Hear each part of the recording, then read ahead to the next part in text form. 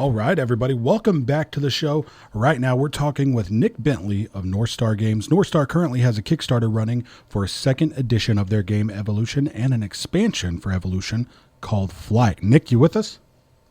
Yes, I am. All right. Hi. Thank you very much for coming on the show, Nick. We really appreciate it.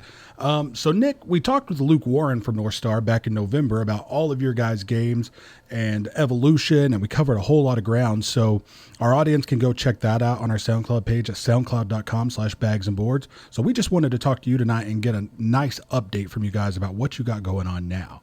So first, tell us about the current Kickstarter. You guys are running it for 2 games at once. The first is the second edition of Evolution. Tell us about the second edition and what's different from the first edition. Yes, so after having played and gotten feedback about Evolution thousands of times since the publication, we realized there's some things that we can do a little bit better. So there are some cards that need to be a little bit more balanced for tournament-level players. Most people won't notice. Okay. We're trying really hard to make the game as good as it can possibly be. Yeah. So there are some card tweaks. In addition to that, there is improved art on some of the cards, and on top of that, improved art on something called the watering hole, which is where all the species in the game go to eat food. Yeah.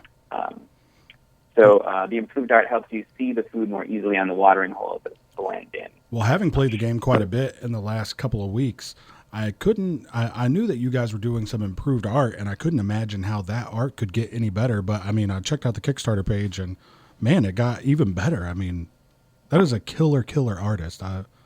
It's beautiful. Oh, yeah. So, yeah, we have this graphic artist, Catherine Hamilton, who's a nature artist. She specializes in art like this. She graduated from the Rhode Island School of Design, which is it's like the Harvard of design. She's one of the best artists you've ever seen doing a board game. Okay. And it's so cool to see the stuff that she does for this game. Yeah, it is pretty fantastic, man. Absolutely. So, yeah, anything else coming out for Evolution, the second edition of it, or is it just the improved art and the watering hole and the updated cards? There's also some better food bags. I mean, everything is just any rough edge that we can find has been polished to a fine burnish. Okay, so is it almost like an almost deluxe edition? Yeah, I would say that. I mean, it was already kind of almost a deluxe edition in its original form. Yeah, for sure.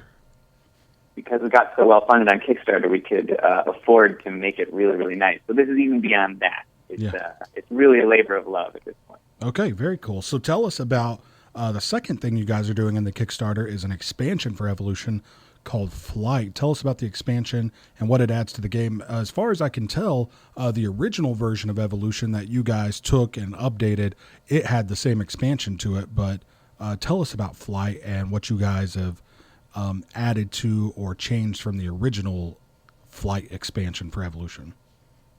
Right. So one of the things we want to do with Evolution is sort of take advantage of things that have actually happened in real evolutionary history to enrich the game. And flying species have evolved, as far as scientists can tell, 4 times independently in history of the Earth. So it's a very important kind of evolutionary advantage. And it's really interesting because it gives you huge advantages, the ability to escape from predators or find food in ways that other species can't. But at the same time, it's incredibly costly, energetically, to maintain the ability to fly. You have to eat a ton of food in comparison to your body weight. So we've introduced the ability to create species in this game with those characteristics. And so we also have introduced special traits as well that are specific to those species. So they just make the game more rich and more thematic in the way that you would want from a game about evolution. Okay, very cool. Any other planned expansions to add different traits to species for Evolution that you can talk about at this point? Yeah, absolutely. So because evolution itself, the real thing is so rich, and because ecosystems are so rich, it allows us to expand infinitely if we want. Now, we have to be careful to make sure that our expansions are as good as the original and keep the game simple and fun. But yes, so one thing that people have been asking for is an event deck. So things like climate change or drought, things that historically have affected whole ecosystems.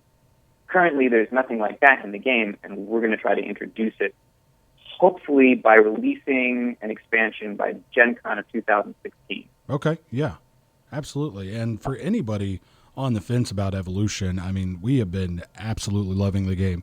I don't see how that box couldn't just draw people in like crazy in the first place. But, I mean, it is just a great card game.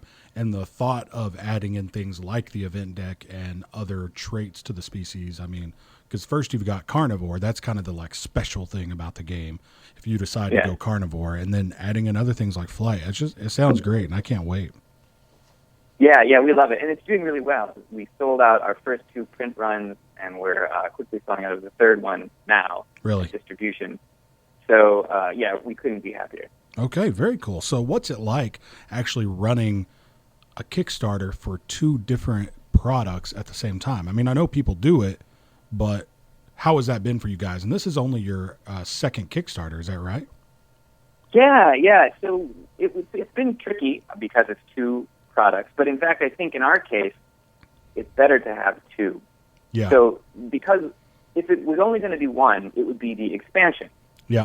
But an expansion has a limited audience. It's limited to the people who already know about the game. That's true. And we think there's still a huge number of people who don't know about it yet who would really like it if they found out about it.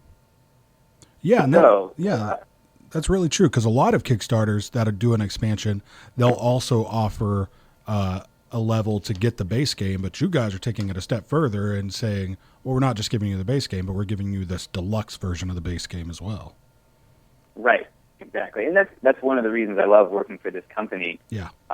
We try so hard to make the games as good as possible. It's not necessarily financially a great move for us to make a new and improved version of Evolution, because it takes a lot of labor, it takes a lot of money to do it, but we want to make sure that every game we publish is as good as it can possibly be. So we do stuff like this, and it makes it so exciting to work for a company like this. We don't just toss off products. We make sure everything is as good as it can be. Very cool, man. And is there any plans? I know there's nothing on the Kickstarter right now, but are there any options or plans in the future for people who have the first edition to maybe get the updated cards, or to maybe get the different artwork on the bags or things like that? Yes, in fact, that is a part of this Kickstarter. Oh, is so it? It's, Okay. It's included in the stretch goal. So we've already passed the first stretch goal, which means that everybody will get a full deck of second edition replacement cards. So that if people have first edition, they can upgrade it so they can play it as a second edition game. Okay, so if you have the first edition, you would just pledge the expansion, and then as stretch goals, get the updated components. Exactly. Okay, cool. Yeah. All right. And there are further stretch goals that will allow those same people to get the updated watering hole in the bag and all that. Okay, very cool, man, because I'm really interested in that myself. Because, man, I mean, I got a prototype of this game about a year ago, and, I mean, we played that, and then when I got the real version, it just absolutely blew my mind how beautiful that game really was. In the end, I mean, I was not expecting that, because, you know, I got a couple decks of cards, and then to get like the really cool die cut, dinosaur as the first player marker and the watering hole. I mean, it's fantastic. Yeah, thank you so much. It really feels good to hear that. Yeah, definitely, man. So let's get on to Wits and Wagers Deluxe. You guys, Wits and Wagers is one of my favorite party games. We play it quite a bit. I've got a great party game group. I.e. my family. So we play party games quite a bit, and Wits and Wagers is one of our favorites. Also Say Anything, another one of our favorites. But Wits and Wagers Deluxe is coming out. Tell us about the Deluxe edition, what you guys are adding, what's different, and when will we see that released? Sure. So we're revising some of the cards, which we do that periodically to make sure all the cards are timely and up to date. But on top of that, the betting chips in the game are going to be heavy clay chips in the style that you might find in a casino. Okay. those are very fun to hold and Yes. move around in your hand, and they really give you the feel like you're gambling. Splendor, we're looking at you. Yeah, definitely. Exactly. We may have taken a cue or two from Splendor. So they're going to have that, and the plastic currency in the game is being replaced by 6 cardboard currency tokens. Okay. As well. The important thing about all this is that even though it's going to be much nicer from a components point of view, it's going to have the exact same price. So this is just a part of our, it's just like in the Evolution case, we're trying to make the game as good as we can, even if it eats into our profits a little bit. Yeah. That's very cool, man. I mean, because Wits and Wagers is just a great looking game just in general. And I mean, having those updated components would be, really cool. I mean, it's such a good game though. I mean, I can't believe you just want everyone to know about it when they're playing games like Apples to Apples and, your typical Walmart party games. You just Wits and Wagers, play that. You know what I mean? And, yeah. Well, I think it's slowly happening. We just sold our millionth copy, so it's sort of becoming an evergreen. Yeah, it's becoming an evergreen game, I think. That's very cool. And, I've been hearing about Wits and Wagers for years and years and years. I mean, there was an old podcast called Totally Rad Show, and, they talked about it endlessly. I mean, a pretty fantastic game. Yeah. And it's kind of become the quintessential convention game, the, party game to run at conventions, too, which I think is pretty special in itself. Yeah, it's amazing the number of people who contact us with because they want help running a game show with Wits and Wagers. Yeah, it's pretty crazy. I mean, I've never been a part of that, but I know every game convention I've been to has had that. So, I mean, it's kind of crazy with all the games out there that it just specifically lends itself to that. Yeah, for very sure, cool. Man. So let's talk about other plans for you guys. So what's going to happen with Northstar Games? Are you guys going to continue putting out new party games? Are you guys going further into the strategy game market alongside the expansions for Evolution? Do you have any plans for other strategy games? What's coming out from Northstar in the future? Or what are you guys just talking about? Right. We're definitely staying with strategy games. It will be a while before we publish a strategy game that is not Evolution, because we're creating a whole system with Evolution, not just the game. So, but there are already games in the pipeline for a couple of years down the road, which are strategy. Okay. Our goal is to publish one thing a year on the strategy side, but we're not going to abandon party games. And our goal with party games is also to publish about one game a year, and I think we're pretty close to selecting the one we're going to come up with this year. We came across this one at the New York Toy Fair, which everybody in the company absolutely adores. It received sort of unanimous support from everybody from the moment we all first played it. So we're all really excited about that. I don't think I can talk about exactly what it is yet because we haven't signed on the dotted line. Okay. But if you want to have me back on, I'll talk your ear off about that one. Okay, very cool. Talk about it. And that seems like a very viable, great strategy, releasing party games and strategy games, because I mean, look at R&R games. I mean, they come out with something, all their party games, and then something like Coal Baron and Chin and New Haven. I mean, they've been doing that for a while now, so it seems like a great strategy for a company. Yeah, I mean, it's good. I mean, it's good sides and bad sides. On the good side, you're diversifying, just like investing in many different kinds of stocks to hedge your risk. On the bad side, it's two different markets with two different sort of people who buy and different requirements for marketing. So it's more work as well. Yeah, that's true too. Absolutely. Yeah. And then needing more people working for the company and just more promotions, everything, needing to draw in different people at conventions. Yeah, I can see that for sure. Right. And there's one other huge thing I want to mention before I stop talking about this. We're also going digital. So we're doing digital in-house. So we've hired developers who are at this point developing mobile games for us, mobile versions of our games, starting with Evolution. Oh, really? So that's going to happen as well. Yeah. So the mobile version of Evolution, will it be more of a pass and play thing, or will it include online play? It will definitely include online play. Okay, very cool. That would be a very good game to play online. Good, solid online card game. I think you guys are going to have a big hit with that because it seems like a game hope that so. people would like to just pick up a game real quick and play. So yeah. Yeah, I mean, one thing we want to do with it, one reason that's important to us, is that Evolution has layers of strategy that not everybody sees. And we would like to win over gamers a little bit more. Yeah. I think some gamers see the game, and because it has simple rules, they think to themselves, well, this must be a strategically shallow game. But it's not at all. Its designer is a guy who played Magic the Gathering professionally for quite some time, and it is a very deep and hard game if you want to play competitively. Yeah. So we want to make sure that people can see that. Yeah, I think that's one of the special things about the game, and one of my favorite things about games that I think you're right, people don't always see, is that something can be easy to learn, but be really deep and hard to master. Easy to learn, hard to master. People say that a lot, but I think Evolution Yes, I mean, definitely that's the has magic that. that's the magic of games that can exhibit this amazing emergent complexity where this whole world emerges from just a tiny number of rules.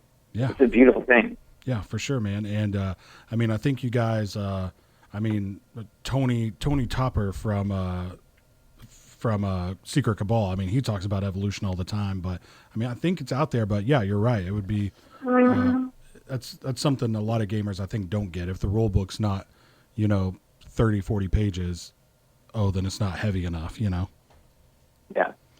But yeah, man, let's talk about upcoming conventions. Where can people come get a demo of Evolution or Wits and Wagers? Like, what's your guys' convention schedule on the national scene and locally for you guys? So we do a lot of conventions. I think last year we had representation at 70 conventions. We often get volunteers to demo our games, and then we appear personally at some of the biggest ones.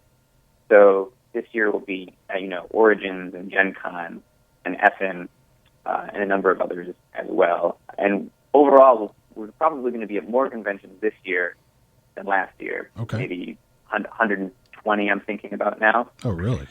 Yeah, that's pretty. Yeah. That's a big number. Yeah. It's a bigger number than I expected. Do you guys do BGG Con? Yep, we're at BGG Con every year, and I'm there. So if any of your listeners want to come hang out with me, come hang out with me. I love hanging out with you. Yeah, very cool. We're actually about an hour away from Dallas, where BGG Con is held, so that could actually happen for sure. So right, that's where you interviewed Luke from our company. That's right. Yeah, BGG Con last November. So right. Luke, I'm sorry, you made me call you Luke, man. Nick, where can we find you guys online to learn more about your games? And where can our listeners find a link to the current Kickstarter, or what can they search in Kickstarter? Because I know it's got a different name than just Evolution. Right. Evolution Game System is the phrase you should use to search for the Kickstarter. Okay. So pretty straightforward. Yeah. And we're at NorthstarGames.com. Okay, very cool. Nick, thank you very much for coming on the show tonight. We've been talking with Nick Bentley of Northstar Games. Northstar has a Kickstarter running right now for the second edition of their game Evolution and an expansion for Evolution called Flight. So go check that out, the Evolution game system on Kickstarter. Nick Bentley, thank you very much for coming on Bags and Boards tonight.